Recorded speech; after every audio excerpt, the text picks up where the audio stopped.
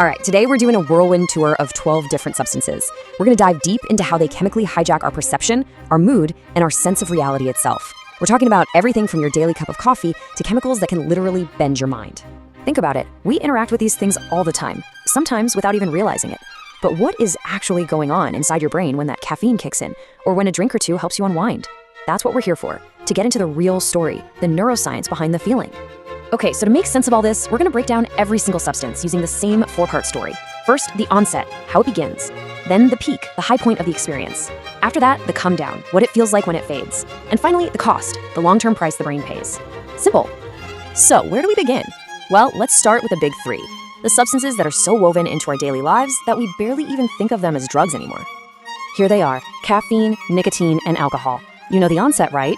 Caffeine gives you that alert feeling. Nicotine, a sense of calm, focus. Alcohol, that warm relaxation. But look closer at the come down and the cost. With caffeine, you get the inevitable crash and those awful withdrawal headaches. With nicotine, you're just trapped in a constant cycle of craving. And alcohol, well, that can lead to serious dependency and major damage to your body. You see the pattern here? Every single one offers a short-term reward that your brain has to pay for down the line. It's a trade-off we're going to see over and over again. Now, this is where it gets really fascinating. Let's look at how our two most common stimulants actually work. Caffeine doesn't give you energy, not really. It just tricks your brain. It blocks the chemical adenosine that tells your brain you're tired. It's like putting tape over a warning light. Nicotine, though. Oh, nicotine is a master illusionist. It doesn't actually calm you down. It just gives you temporary relief from the withdrawal symptoms the last cigarette caused. It's a perfect, self-sustaining chemical trap. All right, let's ramp things up. We're moving away from our daily rituals and into the world of powerful stimulants.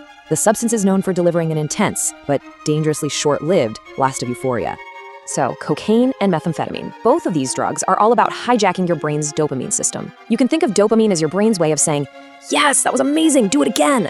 Cocaine works by blocking the reuptake. It's like clogging the vacuum cleaner that cleans up leftover dopamine. Meth, on the other hand, is more like a grenade. It forces your brain cells to dump their entire supply of dopamine all at once. Both create this massive, overwhelming rush of pleasure. And this chart, wow, it just lays it all out, doesn't it? Look at the sheer difference in power. If nicotine gives you a little bump, cocaine gives you a huge spike. But methamphetamine, it's on a completely different planet. It doesn't just give you a high, it completely torches your brain's pleasure circuits, leaving you with a brutal crash and brain chemistry that might never be the same. Now for something a little different, MDMA, also known as ecstasy.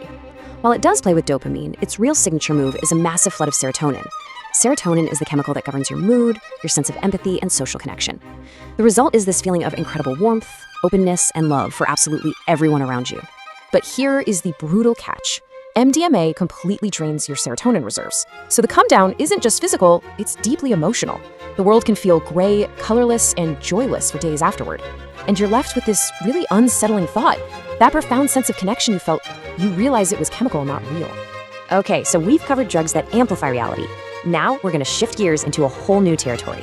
Substances that don't just amplify reality, they completely rewrite it. Welcome to the world of hallucinogens. The classics here are LSD and psilocybin, the active ingredient in magic mushrooms. They work on the same serotonin system as MDMA, but in a very different way. Instead of just boosting your mood, they totally disrupt your brain's normal filtering system. Your senses start to cross wires, you might see sounds or feel colors, and that firm boundary between you and the rest of the universe, it can start to feel, well, like it's dissolving. Now, ketamine often gets lumped in with these, but it is a totally different beast. It's a dissociative. It doesn't change what you see so much as it changes your relationship to what you see. It works by blocking a major brain messenger called glutamate, and in doing so, it effectively disconnects your mind from your body, creating a powerful out-of-body experience. So let's lock this in, because it's the key difference.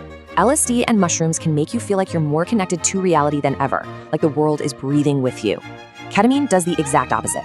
It makes you feel like you're floating above it all, watching your own life from a distance. One rewires your perception, the other unplugs you from it. And now we turn to a different class of substances, the ones often used to numb pain, both physical and emotional. These chemicals offer a profound sense of relief, but they carry an incredibly high risk of physical dependency. Opioids, things like heroin and fentanyl, are, at their core, the ultimate painkillers. They work by latching onto special receptors in your brain that are built to manage pain. They don't just block the pain signals, they also trigger a rush of dopamine that washes over you like a warm, heavy blanket. It's an escape that feels like total safety from every stressor in your life. But the true danger of opioids isn't the high, it's the come down, which we call withdrawal. Your body gets so used to having the drug that when it's gone, every nerve ending just screams in protest. It's not just a mental craving, it's intense physical pain, sickness, and anxiety.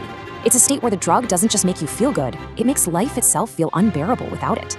And finally, we have benzodiazepines. Think prescription drugs like Xanax or Valium. These are anxiety silencers. They work by boosting a neurotransmitter called GABA, which is basically your brain's main brake pedal. It slows everything down, quieting those racing thoughts and giving you a sense of calm. But the brain can get used to this artificial silence very quickly, and it can forget how to calm itself down on its own. So, we have been all over the map, haven't we? Stimulants, depressants, hallucinogens, painkillers. But for all their wild differences, they all ultimately lead to the exact same place, a long, difficult negotiation with your own brain chemistry. And this right here, this is the common cost. It's the price of admission. It doesn't matter what the substance is, your brain will always try to find balance.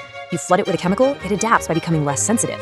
That's tolerance. You take the drug away, and the brain, now completely off kilter, rebels. That's withdrawal. And over time, you can actually damage the very circuits that let you feel pleasure from normal everyday life.